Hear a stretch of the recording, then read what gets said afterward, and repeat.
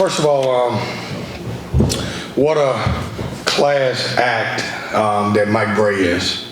And we're gonna, and I say we, as an ACC coaches are gonna miss him in a big way. I got to know Mike when I was at Louisville, and we played in the Big East where they never called any fouls, so just so you know that. And a great story about him, we were, I don't know if it was our championship year or our Final Four year, we played him, I think it was 4 or 5 overtimes. And we're over there going crazy, like we're pissed off that it's going to overtime. And Mike Bray's just looking down at us laughing his ass off, like he's happy, come on guys, and all that other stuff. And then I said, man, that's my type of guy. And so he's been great in the meetings. He's done a lot for college basketball. He's done a lot for Notre Dame. He's done a lot for ACC, and hopefully he's getting a chance to go out on his own. So I'm just proud of him. As far as the game goes, man, I've been worried about this game for 2 days since we played Carolina. And the reason being is they're really good, and they can shoot the basketball. And, you know, I try to get our guys not to play the record, but play the team.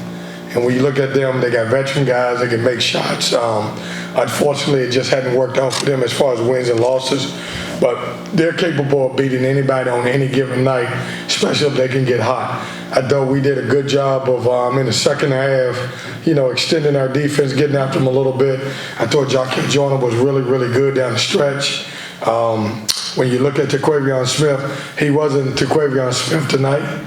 But I thought he did some good stuff, made some free throws, and, you know, I was glad that he made the decision to play, you know, because there was a moment that if he didn't tell me he wanted to play, I wasn't going to play him. But I thought he fought through some soreness and, you know, had a chance to, you know, practice yesterday and obviously came out and competed.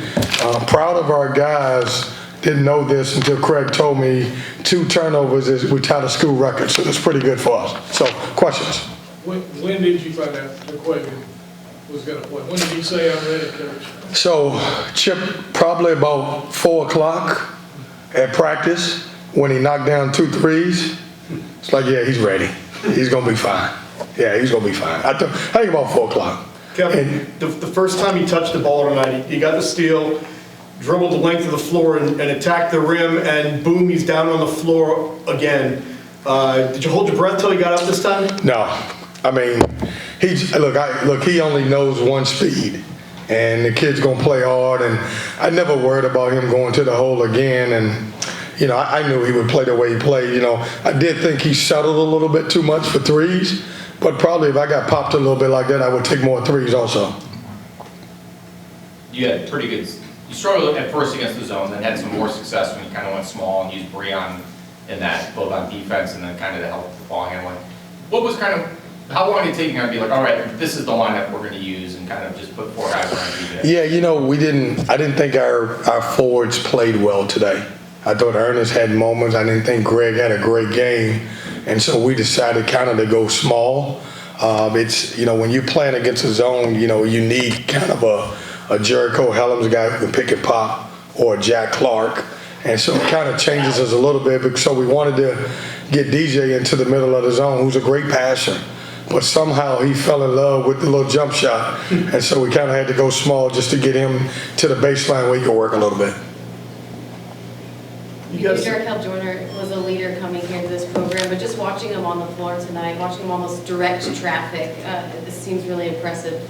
Just how much more confidence does that give you when he's out there being able to do that? I thought he was really, really good leadership and as a player. I thought he made one dumb play. Anybody know what that was? Just lay it up. Just lay the ball up. I just wanted the basket. But he's been great. You know, he typically hasn't received my stare down until tonight because he's been so good. But, man, I was really mad at him at that point. Like, as a veteran guy, that basket's got to go. If you're going to dunk it, dunk it. If you're going to lay it up, I just wanted 2 points. That being said, he's been so important to our program, you know, our quarterback of sorts that can, you know, command respect on and off the court. And I've said this all along, he's been really good for T. He might have missed the layup, too. Could have, but I would like to see him try it. What do you and Bray obviously had a brief moment in the handshake line there.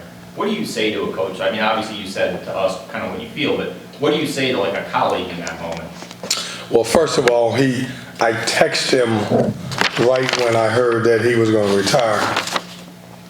And he won't mind me saying this because I usually don't share text, but he's so cool. He's like, thank you, Kay. I love your team. See you Tuesday. I might be drunk at the game, though. Now, he wasn't drunk at the game, just so everybody knows that. So I first thing I looked at him was like, man, are you drunk? And he's like, and he just laughed. But no, I just told him, look, congratulations. Enjoy your time. Sometimes when people go in retirement as a coach, people always think it's something else behind it. And the guy's done a great job. He's coached for a long time, and now he can enjoy life. Kevin, you've gotten contributions from Greg and from Evie and LJ, and tonight is Breon. Does it kind of feel like sometimes whatever button you push seems to be the right one? Well, I'm so proud of Breon, and what we've talked about is that when your opportunity comes, take advantage of it, and it won't show up on the stat sheet. I thought he played really good defense. I thought he made 2 really big free throws down the stretch. But he's been the most positive kid that we've had in our program, and he stayed ready, and so he's starting to come along. He's had a day of really good practice, then he played well in the game. So hopefully we can continue to develop those guys so we can have a lot more scoring coming off the bench. Coach, had a conversation one player that I thought kind of flew under the radar tonight and kind of has flown under the radar all season has been Casey Morcell. I mean, just how impressed were you with his improvement from last season to where he's at right now? Yeah, the ESPN guys asked me, the ACC Network guys asked me today, and you wouldn't, because of his numbers last year, you wouldn't think they were career numbers, which they were from Virginia the way he played, but he's doubled his average, and he's doubled his rebounding, and he's starting to play well, and so I'm proud of him. It took a little longer to adjust to our system, but he's starting to play really good basketball, and he's been good all year long. What was your conversation with him at halftime? It looked like, he had zeros across the stat sheet, wasn't having an impact on the game, but he came out and had a totally different game in the second half. What was the conversation? I yelled at him. I did. I yelled at him. Because I thought his defense was lacking because he wasn't scoring the ball. So I yelled at him. Now, he wasn't the only one I yelled at, but I did yell at him. Did you get a haircut? You get a haircut? Oh, yes. Yeah, you look good, man. Pretty damn impressive. I like it. Let me see the back. Oh, that's good. Damn. I was like, Craig, who's this new guy right there sitting over there?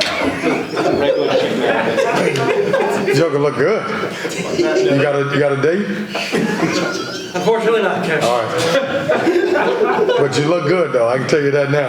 I appreciate that. All right. All right. On that note, I think it's over now, guys.